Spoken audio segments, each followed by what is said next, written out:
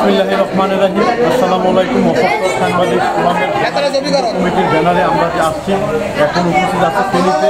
এখানে কোনো নেটওয়ার্ক নাই, এখানে কোনো সিগন্যাল নাই, মোবাইলের কোনো সিগন্যাল নেই। এই কারণে আমরা লাইভে আসতে পারি না। আমি ভিডিও করে দেখাচ্ছি আমরা যে আশ্রয় কেন্দ্রতে আছি। এই আশ্রয় কেন্দ্রে ওদের ভারসাম্যতার এখন পর্যন্ত কোনো ত্রাণ পায় নাই। আমরা পরিদর্শন করে দেখলাম যে আসলে ওরা কোনো ত্রাণ পায় নাই।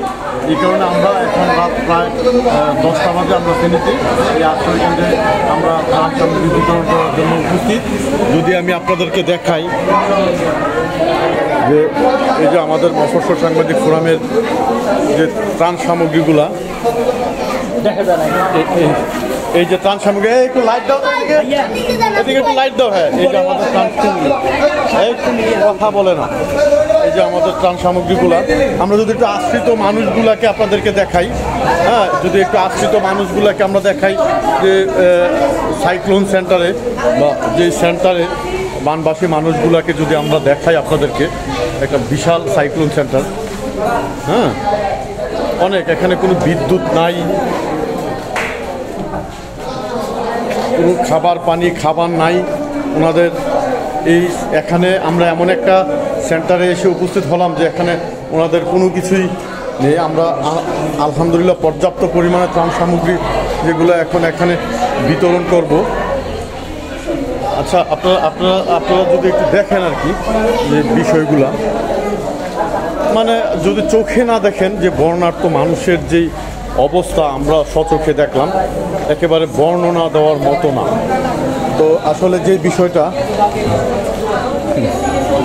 আচ্ছা একটু আপনি যদি একটু ক্যামেরাটা নেন আর কি প্লিজ। আচ্ছা, ঠিক আছে, আমি দেখছি। তো আসলে আমরা আমাদের যে সামগ্রী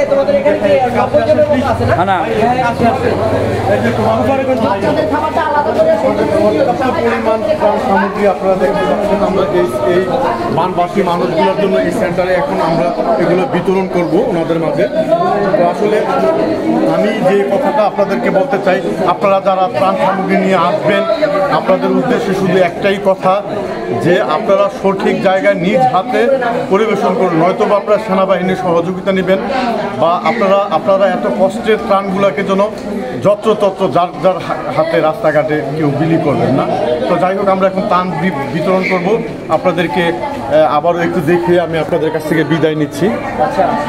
আপনারা কতদিন ধরে এখানে আছেন?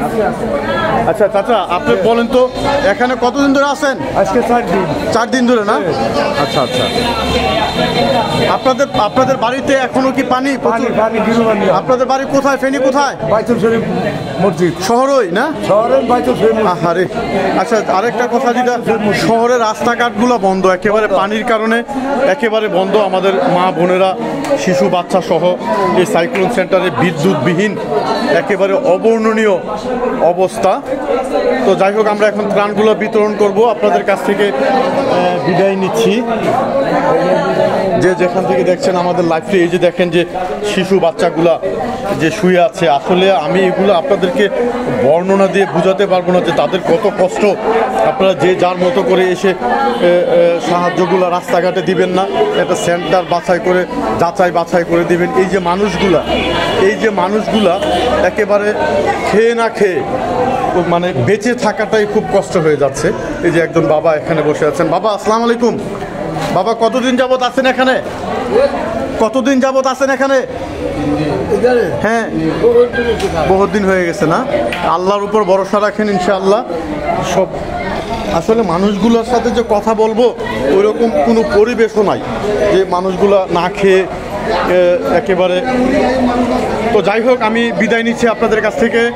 আল্লাহ হাফেজ, ভালো থাকবেন। আপনারা সবাই এটা শেয়ার করে দিবেন যে যেখান থেকেই দেখবেন। আল্লাহ হাফেজ, বিদায় নিচ্ছি।